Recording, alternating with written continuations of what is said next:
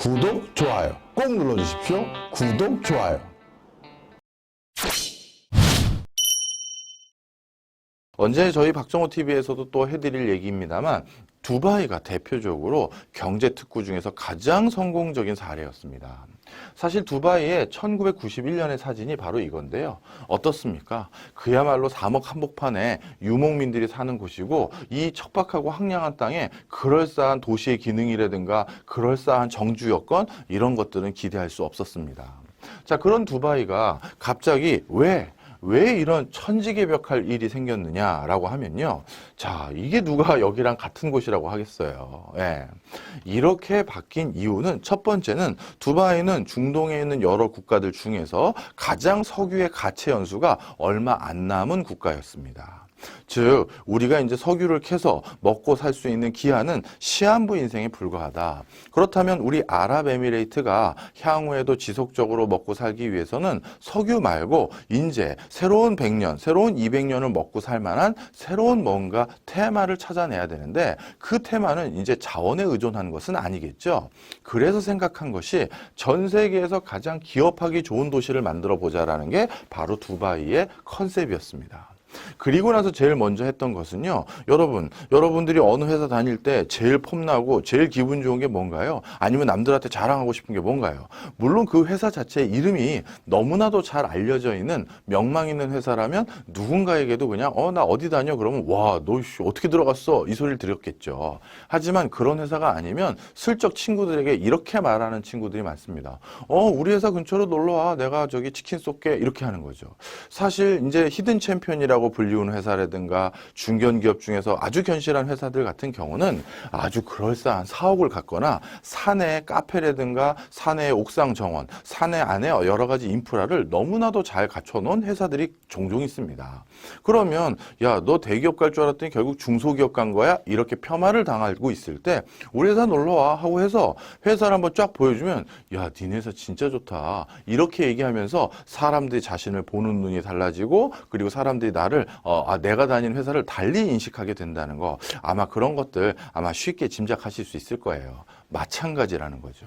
많은 기업들이 저기 가서 일하고 싶어 라고 만들려면 그만큼 사람이 살 만한 좋은 정주 여건을 만들어 줘야 되는 것입니다. 그런데요, 두바이는 그 정주 여건을 남들보다 파괴적이고 공격적이고 그리고 가장 최고, 최대, 최저 이런 세계 최고라는 단어들을 계속 불어넣을 수밖에 없었던 이유는 가장 사람이 살기에 적합하지 않은 땅이었기 때문이에요. 인근의 중동 지역은 껐떡하면 전쟁을 하고요. 여기에는 뭐 어떻게 보면 맨날 모래바람 불어오고 식수도 찾기도 어렵고 그렇다고 뭔가 새로운 여기서 교육 환경이라든가 문화 레저 환경 이런 것도 찾기가 어려웠던 겁니다. 그러면 이런 곳이 신압으로 조금씩 달라지고 있다는 게 입소문이 나기 시작한다? 그 기간을 기다렸다가 그 사이에 우리 석유 고갈된다라고 생각한 것이죠. 그래서 두바이라는 이 도시의 어떻게 보면 디자이너인, 어떻게 보면 기획자인 두바이의 대표적인 통치자죠. 셰이크 모하메드는 어떻게 결정을 했느냐? 역치 이상의 과감한 투자를 하지 않고서는 그 누구도 두바이에 와서 비즈니스를 하려고 생각하지 않을 것이다. 라고 해서 그 뒤에 두바이에서 만들었던 모든 것들에 대한 수식어를 떠올려 보십시오. 일단 우리 미션 임파서블이라는 영화에서 나왔던 세계에서 제일 높은 빌딩 버즈 칼리파. 그 버즈 칼리파 그러면 두바이에 있는 거지? 벌써 이렇게 되는 거죠. 그 다음에 세계에서 가장 비싼 호텔, 7성급 호텔이라고 이렇게 돛대 모양으로 나와 있는 호텔 보신 적 있을 겁니다. 거기서 투숙 한번 하려면 200만 원을 내야 되나? 이렇게 되더라고요. 저는 그것도 모르고 두바이 출장 갔다가 거기에 묵을 수는 제가 감이 없고 그냥 그 호텔에서 커피숍에서 커피나 한잔 하면서 호텔 구경이나 해야지 하는 아주 순진한 생각을 했어요. 그래서 저는 택시를 잡고 버즈 칼리파를 가자라고 했죠.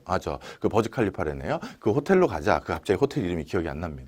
자, 우리 기획자님이 자막에 넣어줬네요. 바로 이 호텔 이름인데요. 자, 여기에 그래서 딱 갔죠. 그랬더니만 세상에 낭패를 봤어요. 이 호텔은 예약한 사람이 아니면 들어갈 수가 없다고 하더라고요. 일반인들이 그냥 저 잠깐 로비만 들어갔다 오려고 하는데요. 그게 안 된다는 겁니다. 워낙 7성급 호텔로 전 세계 사람들의 관광에 어떻게 보면 주목을 받게 됐고 그 때문에 관광지 아닌 관광지가 되다 보니까 정말 이 7성급 호텔 안에서 가장 쾌적하고 안락한 서비스를 누리고 싶은 그 많은 호텔 투숙객들이 오히려 피해를 볼 수 있기 때문에 그래서 일반인들이 그냥 호텔인데 들어가서 그냥 쓱 보고 오는 게 안 되는 거예요. 그래서 그래서 이 상황을 알고 다음날 다시 제가 묵었던 그냥 뭐 남루한 호텔, 7성급 호텔에 비해선 그 남루한 호텔로 돌아가서 어떻게 했느냐? 그 커피숍에 예약을 했습니다. 커피숍이라도 예약을 하면 그 앞에 있는 그 호텔 앞에 있는 경비가 그걸 보고 예약자 명단에 이름이 있으면 들어가라고 해주거든요. 세상에 커피 한 잔도 그렇게 비쌀 수가 없네요.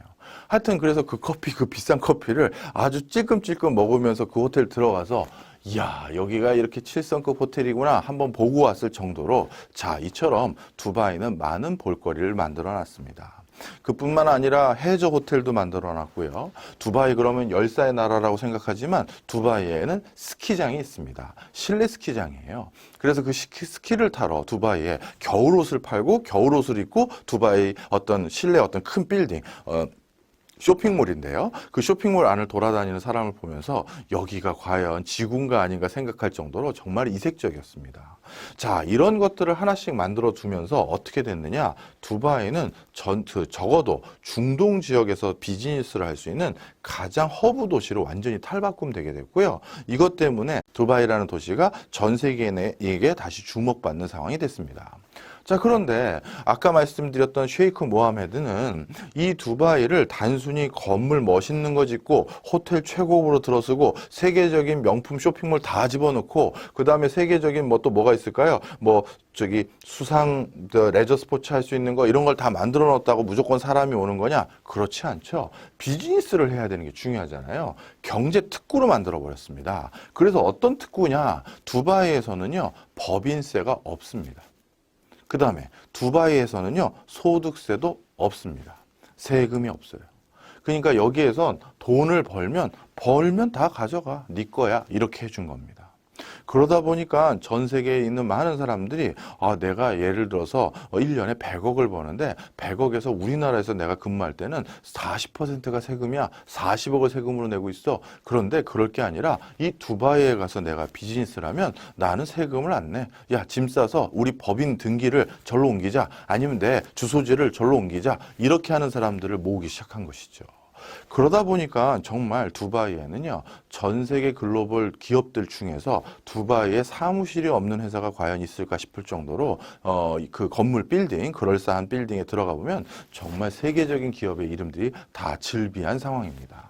자, 그러면 두바이는 세금이 없나요? 그럼 얘네는 어떻게 이 도시를 건설하고 뭐하는 이 환경을 조성하는 비용은 어디서 나나요? 정말 아직까지 그럼 석유 캐가지고 이거 조성해서 남 좋은 일만 시키나요? 자, 처음에는 어떻게 했느냐? 진짜 처음에는 거의 모든 세금이 제로였어요.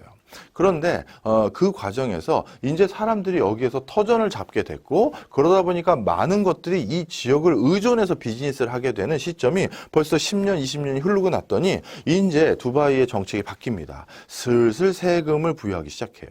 하지만 법인세를 아직까지 부여하지는 않고 있고요. 어떤 세금을 부여하기 시작했냐면 여기 수많은 관광객도 오고 수많은 비즈니스맨들이 오다 보니까 이 사람들이 여기에서 비즈니스 할 때 소비하는 소비 물건들에 대해서 다른 어떤 나라보다도 과세를 세게 때립니다. 대표적인 게 뭐냐면 기호식품이에요. 자, 두바이는 물론 아랍 국가니까 당연히 일반적인 식당에서는 술을 팔지 않습니다. 하지만 외국인들이 묵는 호텔에서는요, 술을 팝니다. 이거는 중동 국가에서는 굉장히 이례적인 일인데 그들은 우리 중동인이 아니고 그들은 외국인 아니냐, 비즈니스 하러 온 사람이 술 한잔 할 수 있는 거 아니냐 하면서 거기에 술을 팔고 그리고 담배도 팔고 뭐 이런 것들을 다 하는데요. 자, 그런데 바로 이러한 기호식품의 과세가 50%예요.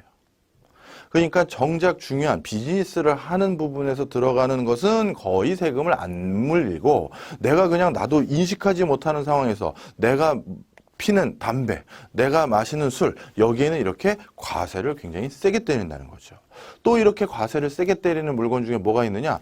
탄산음료의 과세가 50%입니다. 예. 즉 우리가 하루에도 탄산음료 좋아하는 중동 국가도 탄산음료 정말 좋아하거든요. 콜라 3캔 마신다 그럴 때마다 세금 계속 내는 거예요. 그래서 외국인들이 적어도 그런 것까지 살펴보고 두바이에 올지 안 올지 결정하는 사람은 없거든요. 야, 두바이에는 법인세가 제로래. 소득세도 제로에 가깝대. 그럼 두바이에서 비즈니스 하면 되겠다라고 하면서 생활하는 과정에서 두바이에서 생활하는 과정에서 그 많은 세금을 내게 만드는 그런 구조로 이 두바이에 여러 가지 이런 새로운 개발을 하는데 필요한 여러 그 자금원을 추가적으로 확보하고 있다. 이렇게 보시면 되겠습니다.